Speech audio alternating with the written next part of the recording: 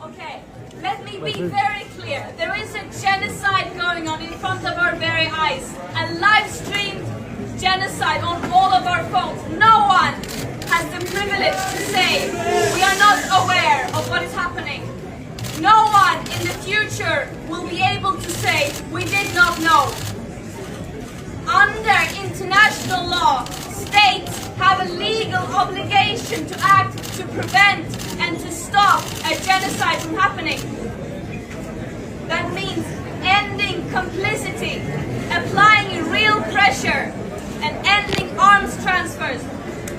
We are not seeing that. We are not even seeing the bare minimum from our governments. Our international systems are betraying Palestinians. They are not even able to prevent the worst war crimes from happening. And I will never ever comprehend how humans can be so evil that you would deliberately starve millions of people living trapped under an illegal siege as a continuation of decades and decades of suffocating oppression, apartheid, occupation. What we aim to do with the Global Samud Flotilla was to step up when our governments failed to do their legal obligation. Our governments are talking about ensuring human rights and the importance of getting humanitarian aid into Gaza while failing to do their part and while failing to even the bare minimum ensuring safety for this mission. This mission should not have to exist. And it is a shame that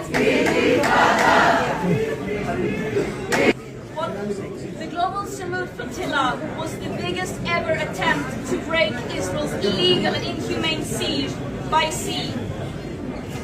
And it is a story of global, international solidarity, of people stepping up when our governments failed to do so, of people saying that my leaders, so-called leaders who are supposed to represent me, who continue to fuel a genocide, death and destruction, they do not represent me. And this is a last resort. That this mission has to exist is a shame. It is a shame. And I could talk for a very, very long time about our mistreatment and abuses in our imprisonment, trust me. But that is not the story. What happened here was that Israel, while continuing to worsen and escalate their genocide and mass destruction with genocidal intent, attempting to erase an entire population, an entire nation in front of our very eyes, they once again violated international law by preventing humanitarian aid from getting into Gaza while people are being starved. And we want to also emphasize that we do not only need humanitarian aid to enter Gaza, we need an end to the siege, we need an end to the occupation and the oppression.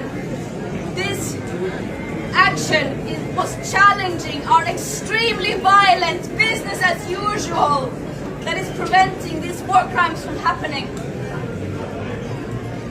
And that is what this story is about.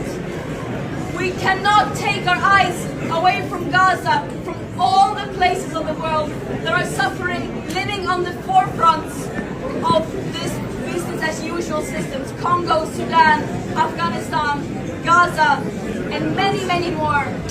What we are doing is the bare minimum.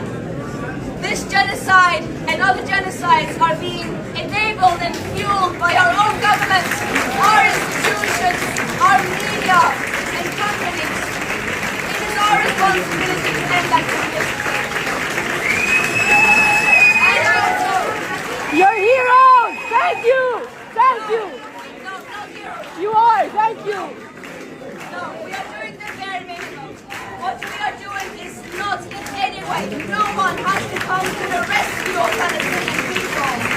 What we are doing is here acting upon their calls for people all over the world to take action and end our complicity, to use our privileges, our platforms to take a step